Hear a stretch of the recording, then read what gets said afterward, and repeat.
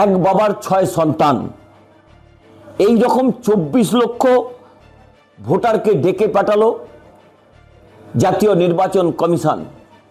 কারণ তাদের বিরুদ্ধে তথ্যগত অসঙ্গতির কথা জাতীয় নির্বাচন কমিশন তুলে ধরেছেন। এবার প্রজেনি ম্যাপিংয়ে বেশ কিছু সংশোধনীর জন্য জাতীয় নির্বাচন কমিশন বেশ কিছু ব্যবস্থা নিয়েছে। এবার প্রজেনি ম্যাপিংয়ে তালিকায় থাকা ভোটারদের নোটিশ দিচ্ছে জাতীয় নির্বাচন কমিশন। কমিশন জানিয়েছে এক ব্যক্তির সঙ্গে 6 জনের লিঙ্ক আছে, কারণ এই 6 জনেরই পিতা নাকি এই সংশ্লিষ্ট এক ব্যক্তি।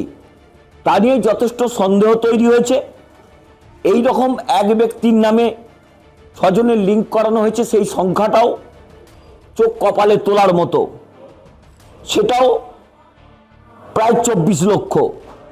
নাম মিলছে না 51 লক্ষের। বাবার বয়সের সঙ্গে ভোটারের বয়সের তফাৎ মাত্র 15 বছর। সেখানেও সংশোধনীর জন্য বেশ কিছু ব্যবস্থা জাতীয় নির্বাচন কমিশন নিয়েছেন, সেই মতো তাদের ডেকে পাঠানো হচ্ছে। এই 15 বছরের কম যাদের বাবার সঙ্গে পুত্রের বয়সের তফাৎ, এইরকম 4,74,000 নাগরিককে ডাকা হয়েছে যাদের আগে নাম ছিল। বাবার বয়সের সঙ্গে পার্থক্য 50 বছরের বেশি, এই সংখ্যাটাও প্রায় 8,41,000। ঠাকুরদার বয়সের সঙ্গে ভোটারের বয়সের অসঙ্গতি প্রায় 3 লক্ষ। মালদা, মুর্শিদাবাদ, উত্তর দিনাজপুর, দক্ষিণ দিনাজপুর সহ সীমান্তবর্তী অঞ্চলে এগুলো বেশি দেখা গেছে। সীমান্তবর্তী অঞ্চলের যে 50টি বিধানসভার ক্ষেত্রে প্রজেনি ম্যাপিংয়ে শতাংশের অস্বাভাবিক হার বৃদ্ধিতে কমিশন এই সিদ্ধান্ত নিয়েছে। এর আগে 30 লক্ষকে ডাকা হয়েছে শুনানিতে, আর যারা নো ম্যাপড আছে এবার ডাকা হচ্ছে 24 লক্ষকে। এখন পর্যন্ত 2002-এ যাদের নাম ছিল কিন্তু অসঙ্গতি ছিল তাদের ডাকা হয়েছে। এই রকম বহু ভোটারের তথ্য সামনে এসেছে যাদের 2002-এর তালিকায় নাম ছিল, তবু তারা কমিশনে শুনানিতে এসেছেন।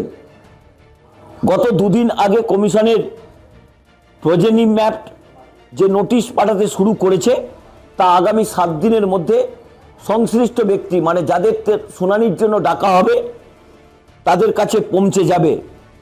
এদিকে তথ্যগত অসঙ্গতি নিয়ে যে সংখ্যাটা দাঁড়াচ্ছে সেই সংখ্যাটা হচ্ছে প্রায় 95 লক্ষ।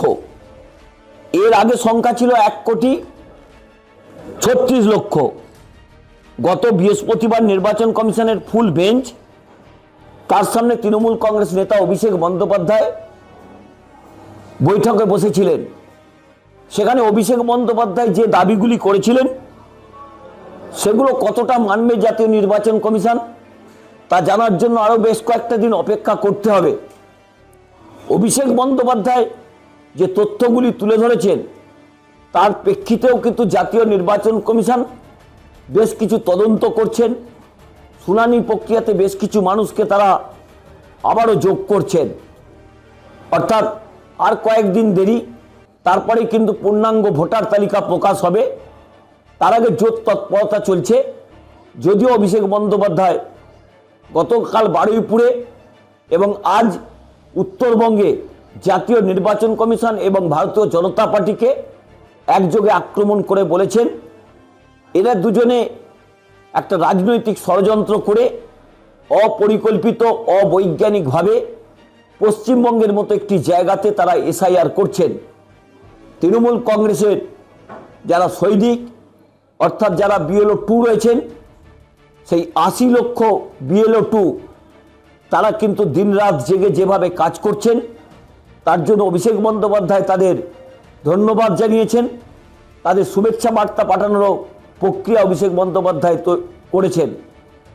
কিন্তু এখন প্রশ্ন উঠছে জাতীয় নির্বাচন কমিশনার যে ব্যবস্থা নিচ্ছেন সেই ব্যবস্থা কতটা সুস্থভাবে তারা করতে পারবেন, নাকি একেবারে হজরল বয়ের মতো আবার ভোটার তালিকা প্রকাশ পাবে, তা নিয়ে যথেষ্ট প্রশ্ন উঠতে শুরু করেছে। আপনারা কলকাতা টিভি ডিজিটালে চোখ রাখুন। প্রতিদিনের প্রতিটি খবরের গুরুত্বপূর্ণ আপডেট আপনারা পাবেন কলকাতা টিভি ডিজিটালে। প্রয়োজনে চ্যানেলটি সাবস্ক্রাইব করুন। যারা প্রথমবার দেখছেন তারাও যেমন সাবস্ক্রাইব করবেন, চ্যানেলের বেল আইকনটি ক্লিক করে প্রয়োজনে শেয়ার করবেন।